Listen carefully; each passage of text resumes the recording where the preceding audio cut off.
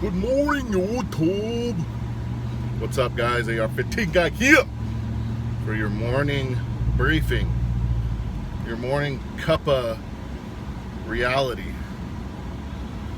So I've caught a lot of flack the last couple of days on my personal Facebook page and with some friends because I am unabashedly pro-life.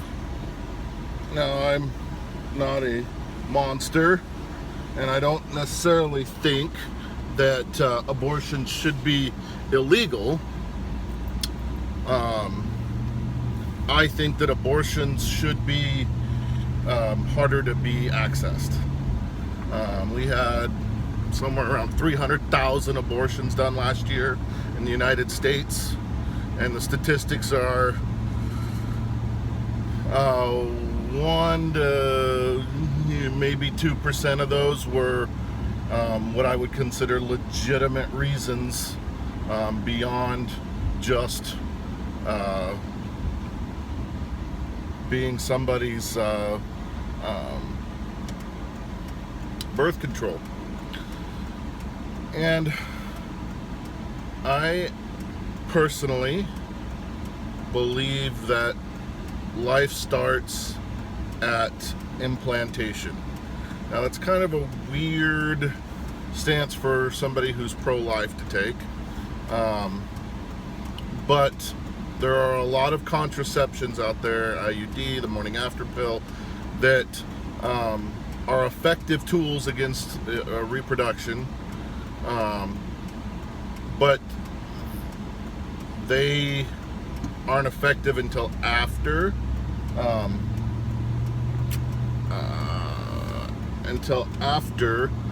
the egg and the sperm have met. They stop implantation. And a lot of your vocal pro-lifers think that life starts at conception, and that's their right. But I don't think that they realize that a lot of the effective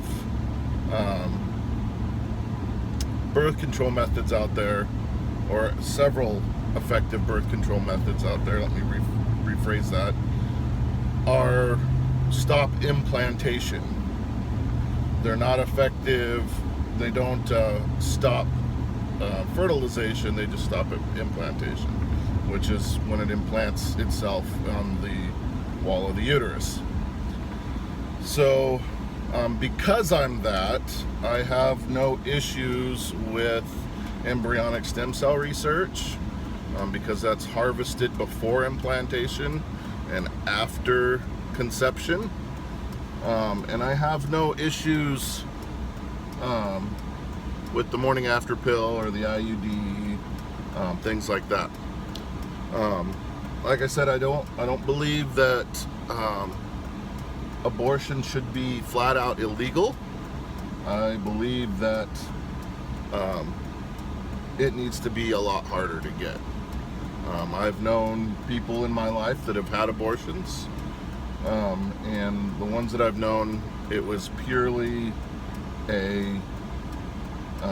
I had unprotected sex and created a baby and I didn't want it. And that to me is just not okay. And so anyway, I've been catching some heat for that, but you know, I had that stance. I've had the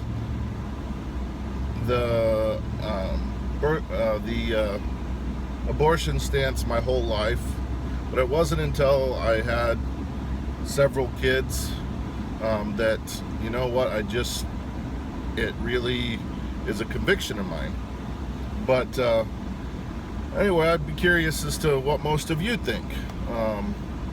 I would like to think that my channel is a diverse channel, and that there are going to be people of all opinions. Conservative opinion tends to be more pro-life and less pro-choice, but I'm open to debate. And so those are my thoughts on that issue. And I'm curious as to what your thoughts are. And the other thing that seems to be showing up a lot these days, there's videos of these wackos on YouTube or in Facebook Live or whatever. One was a liberal the other day who, you know, the guy goes to sit down, and the lady's like, "Are you here to protest or are you here to celebrate?" Here to celebrate. And he's like, "I'm here to celebrate."